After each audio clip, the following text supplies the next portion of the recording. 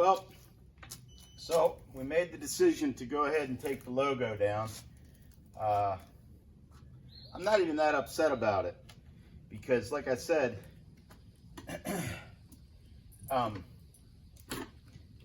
there's a lot of reasons for this.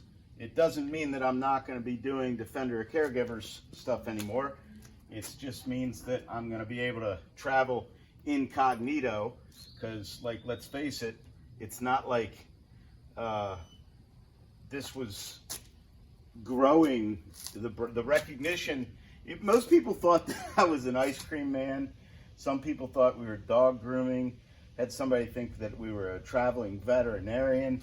But nobody thought we were an advocate for caregivers. It's just one of those things. And then we got kicked out of, I went to see my daughter. Both my kids live in Jacksonville. And my daughter has one of these gated community things. It was actually a really, she got in right before the real estate market started going crazy over there. But it was inexpensive living, with the exception of the monthly HOA fee. For that, she gets, access to, I think she has a pool. I don't know. I know she's got a fitness center and things like that. But anyway, because of the HOA fee, there's rules. And one of the rules is that you can't have, God, this thing is filthy, is that you can't have a work truck. So it wasn't the fact that this was a bigger vehicle or that it was even a RV, it's that it had this logos on it. So there's just been more and more reason for me to not,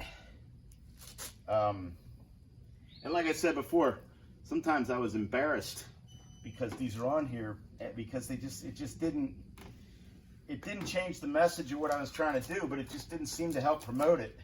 So anyway, for those and other reasons, off they, ooh. See, now that's pulling off see this white? I don't want to pull that off. I guess I gotta.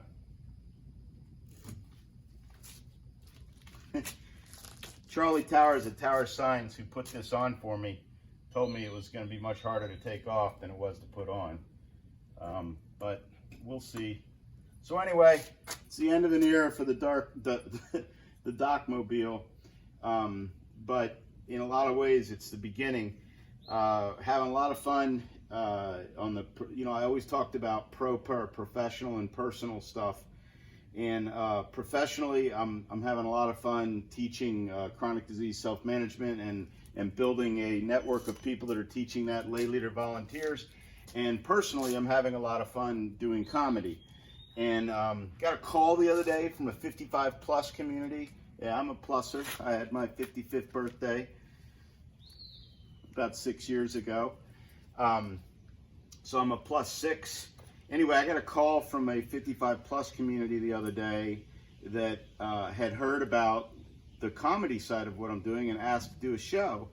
And I said, sure. And then we got into talking about the other side of things, which is the chronic disease self-management education and falls prevention and whatever. So I'm really enjoying this ride. I may regret this, but I don't think so. And anyway, it's what we're doing on this hot and muggy day. It's been storming on and off all day. So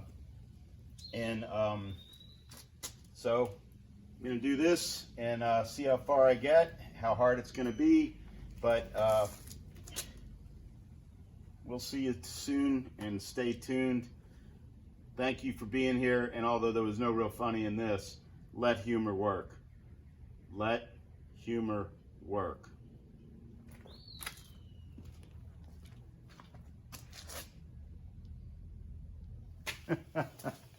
So I'm about a half an hour into this, and I don't know whether it's harder. I don't know what to expect, but it's not going easy, and I'm starting to gain an appreciation for the Partridge Family bus, and I'm thinking that, I'll probably have to come out here and do something even more embarrassing I don't know that there's any way this is gonna look good. So, but, and I'm realizing as I'm doing this that of all the things that make this a business, the dock bear was the least. Like I don't know that there's any rules against having a bear on the side of a vehicle with no names. Like if I took off the fender at Caregivers and the website, maybe the bear could have stayed. Maybe I'm starting at a place where, but anyway, quick story. So we did the first shakeout tour. We've done it twice now, but the first trip we ever took in the RV was to Bangor, Maine, to go up to Acadia National Park, and we've done some videos from there along the way. And for whatever reason, Vicki and I got separated. She had gone up to a bathroom. We were checking out. She was gonna, you know, and I was supposed to go get her, and I went to get her, and she wasn't there. So she had gone to, in my mind, of course, she went to the wrong bathroom. In her mind, I wasn't listening, and I went to the wrong bathroom. But either way, we were separated. And we were up there, and you know, you're way up there in Maine, near the Canada border, and a lot of people from Quebec come down, and so she's lost. And in this day and age, nobody knows a phone number. Do you know your spouse or your family's phone numbers, or do you just hit like redial, or, you know, call my wife, you know? So this went on for a while. And we were, it took us probably an hour to figure it out and relocate each other. But she had walked up to the check-in desk and was trying to describe, I can't do this story justice, but she was saying, you know, he's got a bear. And they thought that she was telling them that I had become aggressive towards her. And it's just, I'm reminiscing this. I'm not upset. I'm kind of, I told you this is kind of embarrassing, in that I had this dream and what I wanted to do, and I've done a lot of it, but it didn't pan out the exact way I thought it should or would. And so I'm not upset to see this, but a lot of my passion and heart went into this. When this bear was originally designed, I told the guy, Greg Cravens, he's an amazing cartoonist.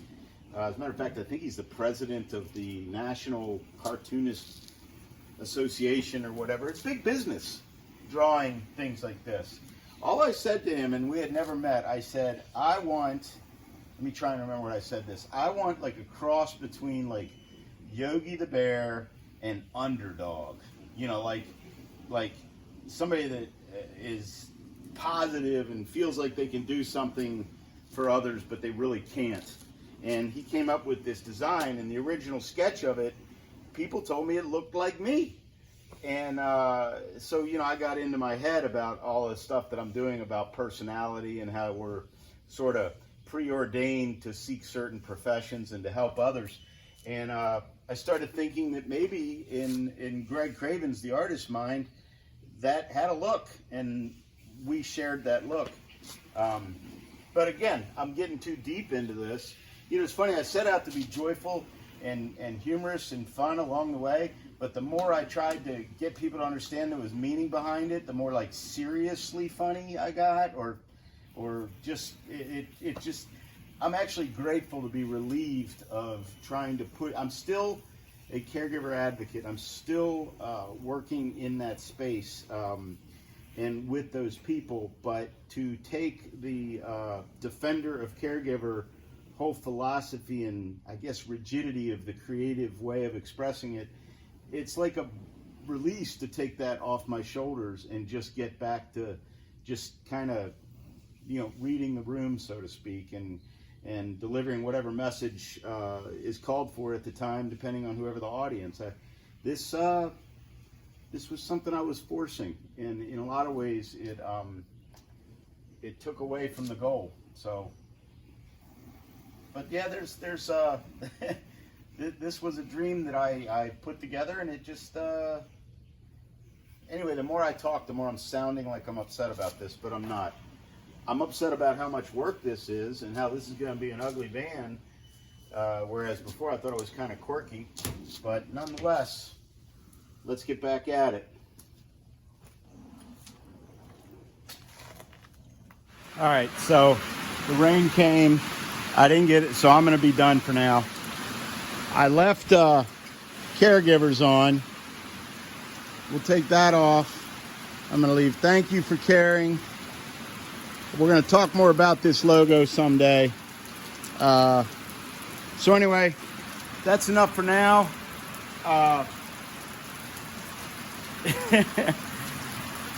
Thank you for caring. Let humor work. Bye now.